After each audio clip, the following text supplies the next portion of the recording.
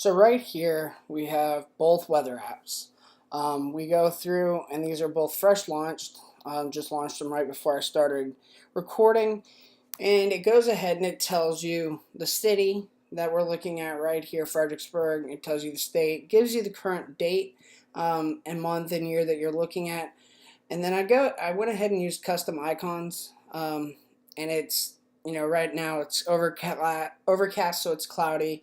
It's got a nice frame around, and then it tells you what the current condition is. It tells you what the current temperature.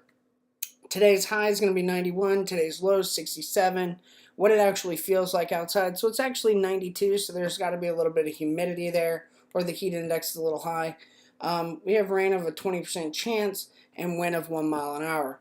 Then you come down here, and I have my views with inside a scroll view. Now this is a 10-day forecast, but it gives you the day and the evening so that you can see if the weather is going to change drastically. Unfortunately, due to underground weather, I was not able to pull the high and low temperature for each day because it gives a really detailed like view of what the day is going to be, but it doesn't break down and let you drill into those two things. So you can go ahead and you can see that it allows you to scroll over, each with custom icons. I ended up spacing the difference here. I think it's 20 from the top and 20 from the bottom, and this is centered at 50, so it's right within each view. And everything's centered aligned. That way it looks really crisp and clear, and it's easy to be displayed on the eyes. And it goes all the way through into Monday night. Now, we'll go ahead and minimize that real quick. If you come over here to the iOS simulator, I launched this one before I launched the Android, and you can see some small differences right here. If you look at, this one tracked for Richmond, this one was for Fredericksburg. We still got overcast in the area because with Fredericksburg, it's hard-coded in. Richmond's not. It's not high 90, low 68, feels like 91. So they're still having some humidity up there, even though they're a little bit hotter. Rain's only 10% chance, and there's 0 wind. And you go down here, and you have the same thing. You have my views within a scroll view, and you go ahead and you can scroll all the way through, and it'll let you look. I chose these colors basically because it's a dark color scheme. White text, really easy to read, easy on the eyes. It definitely stands out against the dark blues. And I wanted to give it a little bit of contrast so you can see the difference here. When you get into the scroll view, you can be like, oh, well, this is a different color. Maybe this does something. They can test it even if they're unfamiliar with the application. Now, I will go ahead and I'm going to close Genymotion, and I'm going to close iOS, and I'm going to turn my network off. Now that I've got my Wi-Fi turned off, I will go ahead and relaunch my apps. Go ahead and do Android first, and then launch the iPad. So they're both running right now. iPad. Okay, so this is saying unable to connect to a virtual device because of that. So I'm going to have to try to open it with a different emulator. This is saying, hey, please check the internet connection. They're going to pull my last saved data. So this is exactly what I just showed you prior to closing them out. So this will show you that everything is set, and it saves it all in that local storage for us. Now I'm not sure, but let me try to run it with my other Android, with the titanium one. Don't know if it'll work. I'm having a little trouble with the titanium one. Interruption. It looks like my QuickTime had stopped recording, so I'm gonna go ahead. I have Android emulator open. This is the one that comes with titanium. We'll see if this one works at all. Let's go ahead and open it. It's probably not going to be able to run my application. Doesn't look like it is. Let's go ahead and click run. Waiting on that. I'll go ahead and close iOS.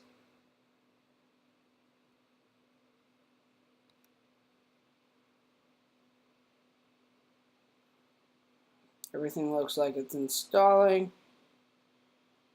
it looks like the emulator doesn't have enough free space. And my other emulators aren't working with online. They're only working with the Wi-Fi on. So this is a problem with the emulator, not with the code. As you saw, the code holds. I can go ahead and I can actually show you in my database here. This is our readable. It goes all the way down here, and it this is holding all the while the database.rows is valid, it goes ahead and it puts all the different properties in here and sets each row. So, and then you go down here, and this is our saved, and this is what's actually being saved to our database. And this is saving, if creating a table if none exists, and we're naming it weather table because we're using a weather, API and creating this weather app. I'm giving everybody an ID key, a high current, a low day, city, state, longitude, latitude, conditions. That'll tell you, on your main page what the current conditions are. So if it's, cloudy, overcast, sunny, whatever it may be. And then you go into current, which it tells you what the current temperature, tells you the rain next, which precipitation, your date, your wind, what it feels like, and then our array of 10 days, which is holding everything right here. It's holding a title, the icon, and the rain for the 10 days. Then you go in here. This is our get geo. It's pretty basic.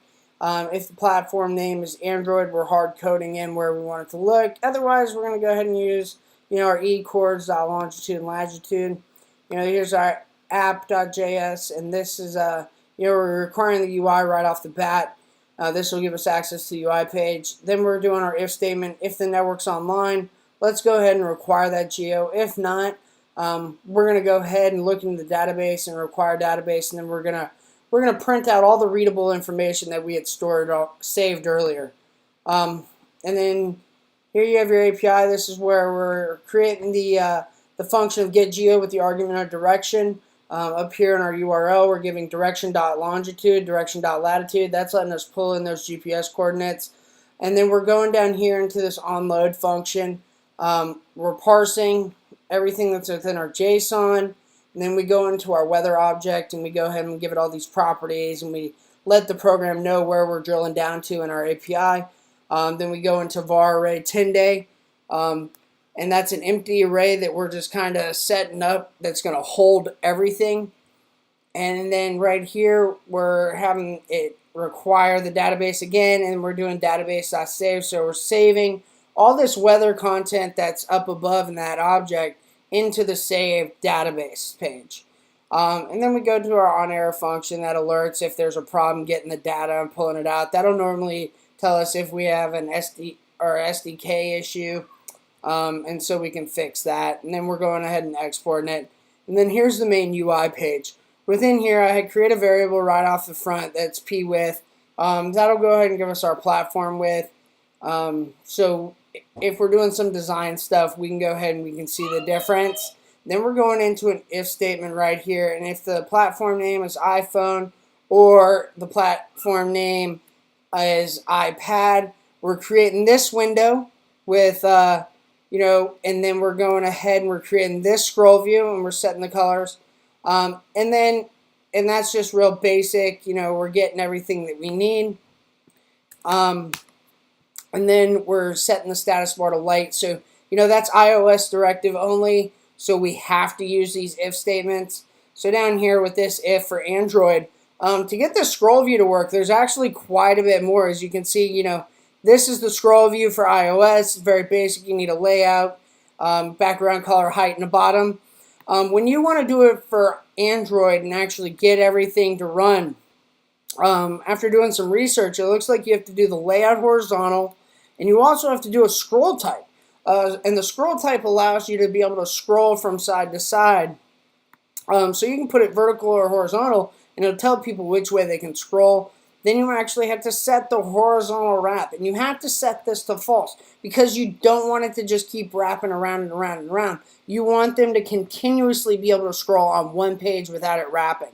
And then this width, this ti.ui fill, that is filling up the whole screen. It's saying, I want my width to fill everything. So that way you're not having to use P-form width. You're actually able to use the fill property of titanium in the user interface.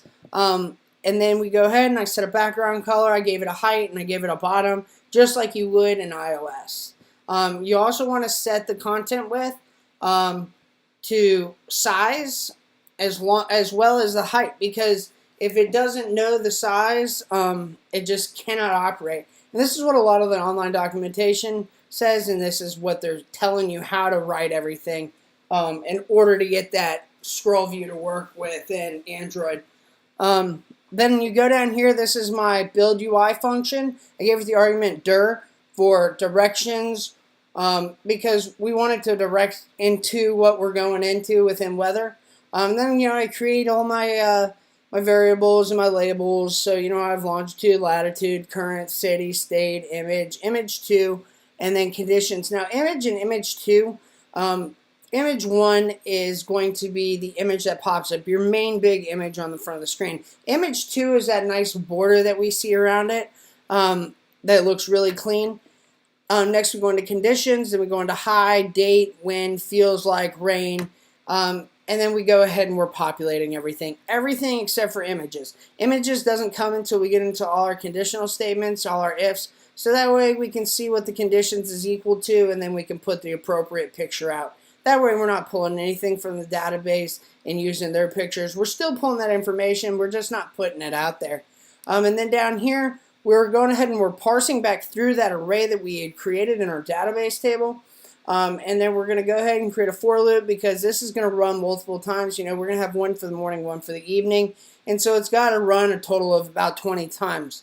And so we're going to go ahead and do, image 3. We're creating a view and creating a title and an icon and a box image. And that box image is that parameter image. And then we're also going to produce the rain, which you saw. And then once you come down through that, then you get into the if statements. These are pretty clear. They go ahead and they populate all the ifs about everything that we could read into. They don't really give you a list of what the icon is going to be or what it could be. So you kind of just have to guess. So I've run into it a couple times where I've built where, they haven't had the word or anything put in there because the weather's changing daily, that I've had to go back in, add another if statement, update the picture to go with that if statement. And right here is where I populate everything, add it all, to my view, and then I add everything to my scroll view, add all my main stuff to my window, and then I go ahead and I add the scroll view right here, and then I go ahead and win open. And then I'm going ahead and I'm going to export this. That way it can be looked into. And that is my application for the weather app. I hope you enjoyed it. Thank you.